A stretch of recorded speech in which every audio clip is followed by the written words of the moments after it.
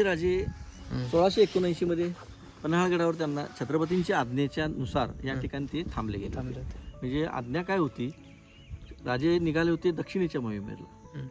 त्यावेळेला दक्षिणेची मोहीम फते करून जोपर्यंत आम्ही या गडावर येत नाही तोपर्यंत हा गड सोडायचा नाही ही आज्ञा होती राजांची. त्यावेळेला 27 किल्ले जिंकून छत्रपती शिवाजी महाराज पन्हाळगडावर आले. म्हणजे तंजावरपर्यंत निघून गेले. ते जिंजी किल्ला जिंकून पन्हाळगडावर त्यांचं आगमन झालं 13 जानेवारी 1680ला. त्यावेळेला संभाजीराजे यांच्या समवेत शेवटची भेट पन्हाळगडावर झाली. ही जीवनाची ठरली, कारण हा गड सोडला, राजे निघून गेले रायगडला.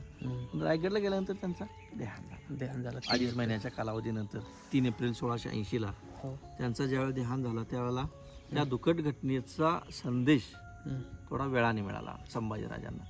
आणि मिळता क्षणी हा गड सोडला, ताबडतोब रायगडला गेले. रायगडला गेल्यानंतर त्यांनी आपला राज्याभिषेक केला. 1689 पर्यंत हा गडकोट त्यांच्या अखत्यारीत होता. त्यानंतर परत आदिलशाची हुकूमत झाली 3 वर्ष.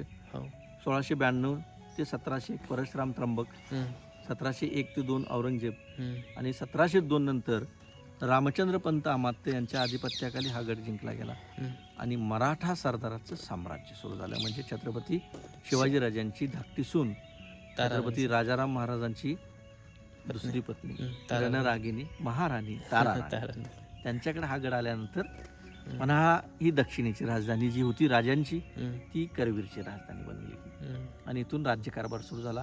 त्यांचं महल पण आहे इथं. त्यानंतर हा गड सोडून ते कोल्हापूरला गेला आणि तिथं मोठं राजवाडा बांधला. तिथून राज्यकारभार सुरू झाला ताराराणी. मग कसं आहे, ब्रिटिश लोक आले, आमचे शाहूराजे आले. त्यानंतर त्यांच्यानंतर त्यांची 2 मुलं म्हणजे राजाराम महाराज, प्रिन्स शिवाजी.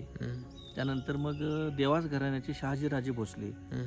मग त्यांच्यानंतर आत्ताचे आमचे श्रीमंत शाहू नागपूर घराण्याचे. मग आता त्यांना 2 मुलं आहेत, आपले संभाजीराजे आहेत, मालोजीराजे आहेत, त्यांची मुलं. आता ते वंशज पुढं आहे. आता यामध्ये एक गोष्ट ॲड करतो मी थोडीशी ना. आता हे जे आत्ताच दादांनी सांगितलं इथं जो वाडा होता त्याच वाड्यामध्ये नाही का शिवाजी महाराज असेल किंवा संभाजीराजे असेल यांची भेट वगैरे झाली.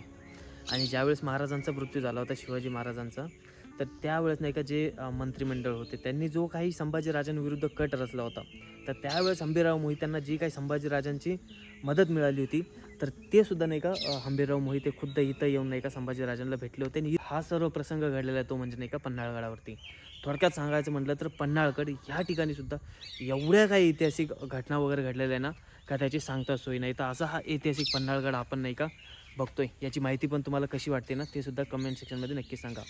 आता आणखी एक आता धान्य कोठारांपाशी आहे, तर आणखी एक गोष्ट सांगतो. समजा आता हे तुम्ही म्हणाल की जर कधी किल्ला बघितला तर किल्ल्यावरती धान्य कोठार प्रत्येक असतात, परंतु ह्या किल्ल्यांवरती मग एवढं सारं मोठे धान्य कोठार आहे तर ते फक्त किल्ल्यावरतीच लोकांसाठी का? ते फक्त किल्ल्यावरतीच लोकांसाठी नाही. स्वराज्याच्या काळामध्ये नाही का जेव्हा बाकीचे पण आजूबाजूचे किल्ले आहे ना, तर त्यांमध्ये सुद्धा नाही का ह्या किल्ल्यावरचं जे धान्य आहे ते नाही का पुरवलं जातं. तर थोडक्यात म्हणजे हे नाही का बल्क स्टोअर असं. चला आता गाईड दादांकडनं आणखी पुढची माहिती घेऊया. जे आपत्कालीन लोक म्हणजे आज कसं गव्हर्नमेंट शासन कसं देतं गोरगरीब लोकांना, तसं त्यावेळच्या काळामध्ये राजे लोकांच्याकडून दानधर्म, त्याच्यासाठी एक इमारत त्याला धर्मकोठी म्हटलं जातं. ते पुढे नंतर दिसणार आपल्याला धर्मकोठी. म्हणजे आदिलशाच्या राजवटीमध्ये म्हणा, राजे छत्रपती शिवाजी यांच्या राजवटीमध्ये म्हणा, राजे छत्रपती संभाजीराव यांच्या राजवटीमध्ये म्हणा, त्यावेळेला ते दानधर्म त्या ठिकाणून केलं जातं. असं म्हटलं जातं की आता कसं आहे माहिती काय, कॅपॅसिटी जर आपण पाहिली ना, 1 लाख क्विंटलची कॅपॅसिटी. आपण 12 जुलै 1660ला रात्री 10 वाजता हा गड सोडण्यापूर्वी वीर शिवा काशीद त्यांची जी पालखी निघाली, म्हणजे इथून त्यांना खाली उतरवलं गेलं आणि पालखीतनं पूर्व दिशेला आणि राजे पश्चिमेच्या बाजूला तो हा मार्ग, ज्याला राजदिंडी हे नाव राजे निघून गेल्यानंतर दिलं गेलं. म्हणजे राज म्हणजे राजा आणि दिंडी म्हणजे दरवाजा. दिंडी दरवाजा म्हणजे एक छोटासा असतो दरवाजा. ज्या छोट्याशा दरवाजामधून राजे सुखरूपणे निघून जात असताना आता समोर आपल्याला दिसेल की बॉर्डर दिसते, वरती बुरुज दिसतो आपल्याला. म्हणजे बाहेरून जर पाहण्याचा प्रयत्न केला तर आपल्याला एक बुरुज दिसेल. हा असं ते राऊंड शेप मध्ये आहे बघा. ही दिसते का आपल्याला ही भिंत? ती राऊंड शेप मध्ये आहे इथपर्यंत असं. आणि इथे एक दरवाजा, तो छोटा दरवाजा तुटलेलं आहे, पडझड झालेलं आहे. हे बॉर्डर दिसतं आपल्याला किल्ल्याची संरक्षण भिंत पहा, 900 वर्षापूर्वीची भोजराजांच्या राजवटीतलं. आणि खाली जी जमीन जे दिसते आपल्याला हे जांभा दगड दिसतो आपल्याला, शाडू वगैरे आहे.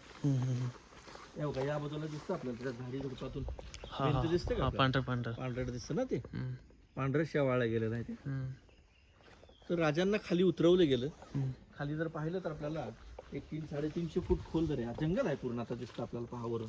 हम्म. खाली त्यांना उतरवलं गेलं राजांना. ते फॉरेस्ट डिपार्टमेंटने काय केलेलं आहे, हा, त्यांची कुटीर आहे तिकडं आतमध्ये, तबक वन उद्यान म्हणून आहे. हा, हा, हा. तिथं जाण्यासाठी, त्यांच्या गाड्या जाण्यासाठी आता ते मार्ग मोठा केला गेला, कारण इथून जवळीक आहे ना ते. हा, हा, हा. त्या पठारावरून राजे निघून गेले विशाळगड. हा विशाळगडाकडे गेले. तर हा मार्ग म्हणजे छत्रपती शिवाजी महाराज हम्म, पन्हाळा सोडून विशाळगडला जात असताना हम्म. निवडला गेलेला तो हा मार्ग, याला म्हणते राजदिंडी मार्ग. राजदिंडी. मस्त. आता हे जे आपण जे इथून दिसलं नाही आपल्याला, हम्म, पुढे एक मोठा बुरुज आहे, हम्म. टेहळणी करण्याचं ठिकाण, त्याला दुतोंडी बुरुज म्हटलं जातं. अच्छा. त्या बुरुजावरून आपण पाहिलं तर आपल्याला पलीकडचा जर धुकं नसेल तर व्यवस्थित दिसतं आपल्याला, हम्म. म्हणजे कमीत कमी 20 किलोमीटर हवा यंत्राचं दिसू शकेल, इतकं लांबचं दिसतं. बोला. हे समोर दिसतं ना आपल्याला. अच्छा, जी लांब हे मसाई आपण तिकडनं बघत होतो. हा, म्हणजे मगाशी आपल्याला हा, त्या हा, तिकडनं बघितलं पण. पश्चिमेच्या दरवाजावरून दाखवलं हा, आपल्याला. हा, हा.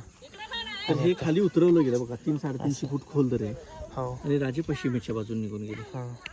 त्या पठारावरून जात असताना दुसऱ्या दिवशी सायंकाळी 4 ते 5च्या दरम्यान, म्हणजे जवळजवळ 18-19 तासाच्या कालावधीनंतर राजे हा, सुखरूप बसले. हा. तर गडकोटाला चारी बाजूने घेरावत होता ना, हे समोर गाव दिसतं मोठं, हो. इतक्या लांबून आपल्याला रस्ता आहे तिथं बरं का, म्हणजे गाड्या वगैरे येते तर हा. रत्नागिरीला जाणारा मार्ग आहे तो. हा, ते घर वगैरे दिसत आहेत हा, हा, हा. अलीकडले. हा, ते छोट्या छोट्या गाड्या हो, हो. दिसतील आपल्याला पहा. हो, हो, हो. इतक्या लांबून तो असं चारी बाजूने घेरावा. हा. समोर दिसतात घर आपल्याला, उतार वगैरे, इतक्या लांबून तो घेरावा घातला गेला होता. असा घर होता.